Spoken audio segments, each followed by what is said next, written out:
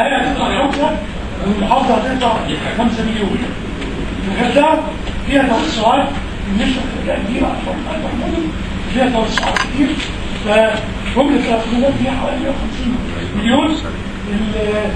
الهيئه هتدفع 50 مليون واحنا كمحافظه ندفع 100 مليون.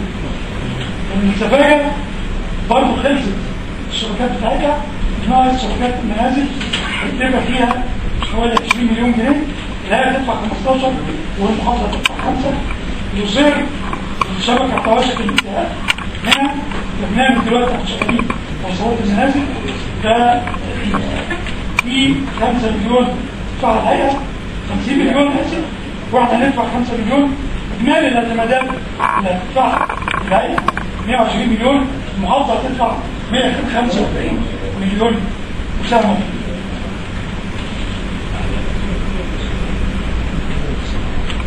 مشروعات الميه راس غالب استواج خط مياه كلمات الزعفرانه اللي احنا اتكلمنا عليه طول 35 كيلو، ده جمله الاعتمادات بتاعته 20 مليون جنيه. الهيئه هتدفع 10، المحافظه هتدفع 35 مليون. محطه اليسر وده مشروع جديد عشان يواجه زياده في عدد السكان والتوسعات المستقبليه في مدينه الغردقه. فهي كانت محطه اليسر دي كانت مخططه ان هي تنتج 20,000 متر مكعب في اليوم، فاحنا اقترحنا ان هي تزيد خليناها 40,000 متر مكعب في اليوم زودنا المنطقه بتاعتها، وده هتبقى اضخم محطه تحليه في مستوى الشرق الاوسط. التكلفه بتاعتها فيها 50 مليون من الهيئه كلها. ده مبدئي بس هي بتخلص بعد 2 سنين. سفاجه محطه تحليه بتطلع 6000 متر مكعب في اليوم، دي اللي احنا كنا فيها النهارده، ودي هتطلع جمله الاعتمادات بتاعتها 20 مليون جنيه. القصير محطه تحليه بتاعت القصير دي 3000 متر مكعب. مرسى علم شبكه الميه بتاعتها هي ما كانش فيها شبكه، فاحنا هندخلها شبكه. هي كانت عباره عن محطه تحليه عربيات بتودي الميه للمنازل، فاحنا اقترحنا موضوع ان ندخلها شبكه داخل المدينه بتكلف حوالي 26 مليون جنيه. اجمالي المبالغ بتاعت ميه الشرب حوالي 176 مليون، الهيئه هتدفع 121، المحافظه هتدفع 60 مليون. الاستثمار في محافظه البحر الاحمر، المشروعات الاستثماريه في الفتره من 96 حتى 2010 لان احنا توقفنا عن تخصيص مشروعات استثماريه اعتبارا من شهر 10 2010 بعد مشروع مدينه صدر قرار بايقاف تخصيص الاراضي في كافه مدن الجمهوريه. المشروعات السياحيه الموجوده عندنا 294 مشروع، خدمت 340 مشروعات صناعيه 25، اجمالي المشروعات المحافظه 659 مشروع بتكلفه استثماريه 7456 مليون، ودي موفره فرص عماله 46860 فرصه. قطاع السياحه زي ما قلت الغردقه فيها 146 منشاه، سفاجه فيها 45 منشاه، القصير فيها 16، مرسى علم فيها 49، اجمالي المنشات 256 منشاه. عدد الغرف اللي في المحافظه كلها حوالي 72,000 غرفه. عدد الاسره 136,603 سرير.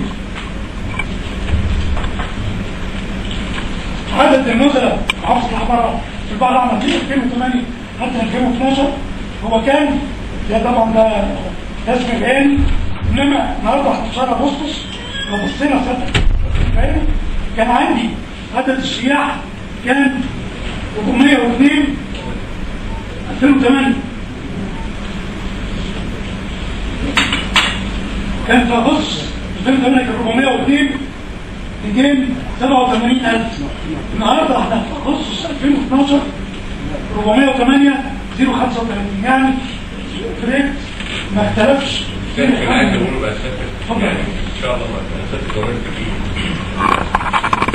واحد ملاحظه هي تراوح حوالي 70 يعني توصل عمرها ما عدت 72 بس توصل 71 شويه نسبه 69 شويه فهي الرينج بتاعها حوالي 70 مش غالي والفايف ستار اعلى الفايف ستار توصل حوالي 74 و 75 انا بتكلم على الافرج بالنسبه للشغل يعني لو الفايف ستار 4 3 2 يمكن اقل حاجه فبرضه ده وعيب لان اصلا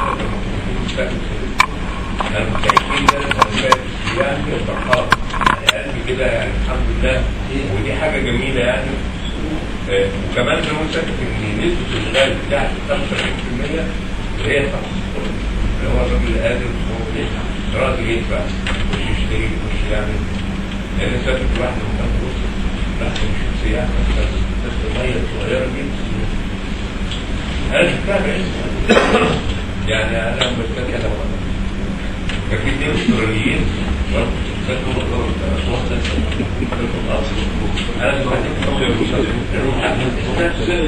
ومن اسمنا عايزين يركبوا بلاش فالمفتش بيصيروا طبعا الراجل كان محترم وهم عاملين حساباتهم هو نزل يحسوب زي ما احنا بنقول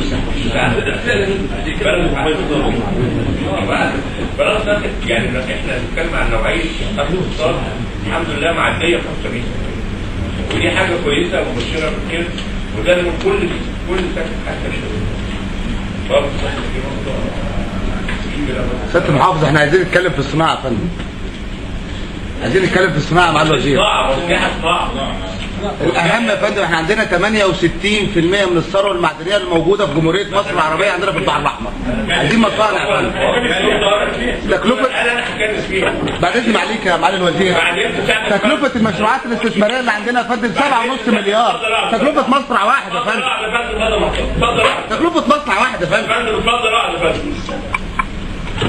احنا لسه بنتكلم في الصناعه الدكتور طارق قال اديني فرصه بعد ما خلص هو الدكتور صلاح يتكلم واحنا كلنا يا معالي الوزير احنا عندنا 650 مشروع معلش 650 مشروع دول تكلفتهم 7 مليار ونص لو احنا عملنا مصنع واحد في مدينه راس الغارب في 68% من الثروه المدنيه اللي عندنا هيغطي لنا التكلفه بتاعت المشروعات الاستثماريه في البحر الاحمر كلها. كتر خيرك ان انت بتنورنا شكرين جدا.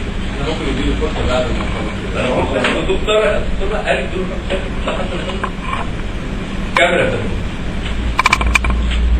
تاكسي العاصمه عندنا مترخص 2177 سياره تاكسي تم فتح خطوط تم بين المحافظات مع فتحنا خط بين الغردقه وسوهاج الدهليه والغردقه محله والغردقه الاقصر سوهاج والغردقه البحيره والغردقه والزقازيق والغردقه تشغيل شركات النقل الجماعي عشان موقف اقليمي في مدينه القصير هناك مقترح يعتمد دراسه متعدد الطوارئ في مدينه الغردقه على مساحه 2559 متر مربع تم توكيل عدد 1500 فرصه عمل للشباب بالتعاون مع كبرى شركات الاستثمار العامله في مجال الاستثمار بالمحافظه. سياحه استثمار سياحه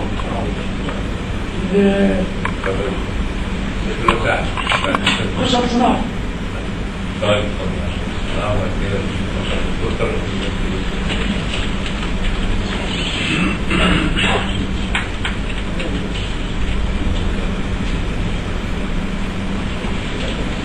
حاجه من البحر الاحمر عندنا فيور في المحافظه 204 محجر موزعه داخل المحافظه تقوم المحاجر في استخراج عديد من مواد الخام الكترونيك وخام الكريمي وخام الاخضر وخام الاسود وخام البتشيني وخام وردي وخام احمر وخام ابيض وخام وردي ثالث ستون شيب ملح الاغراض الصناعيه حجر رملي قديم رمال قديم جبس رمال بيضاء تربه زلطيه ضرب وتم اكتشاف عده مواد جديده مصادر الخام والجرانيت والجبس والرمال البيضاء ومواد المحافظه. عندنا رخام كريمي الطاقه الانتاجيه بتاعته عندنا 77 معكر بتنتج 17000 متر مكعب في السنه. الجبس فيه 18 معكر فيه 11000 مليون طن في السنه. الرمال البيضاء 18 مليون الدخان الوان في 8 محاجر انتاجه 9350 متر، الجرانيت 36 معكر انتاجه 18000 متر مكعب، كاس الدخان 7 محاجر 49000 طن، الزلط 820000 طن في 14 محجر، رمال الرديم 3 ينتجوا 500000 متر مكعب، التربه الزلطيه محجر واحد ينتج 110000 متر مكعب، ملح 3 ينتجوا 7500 متر مكعب.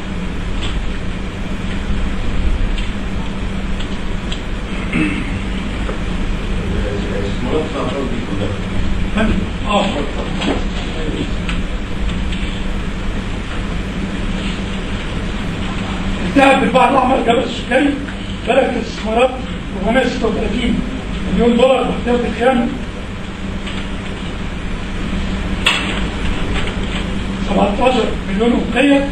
تعادل الإيد العاملة المصري مصنع البطاريات عامل إنتاج السنوي 150,000 وهية، هيتابع خلال عامين ب 500,000 وهية.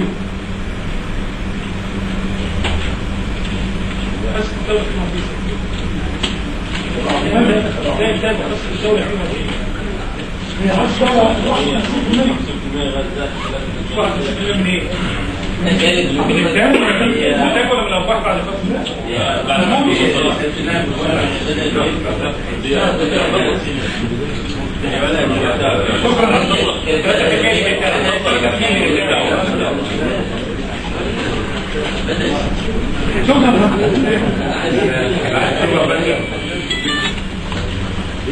طبعا شرفنا يعني نستفيد من خبرة الكاس والتوجيهات بتاعت اللجنة الموقعة.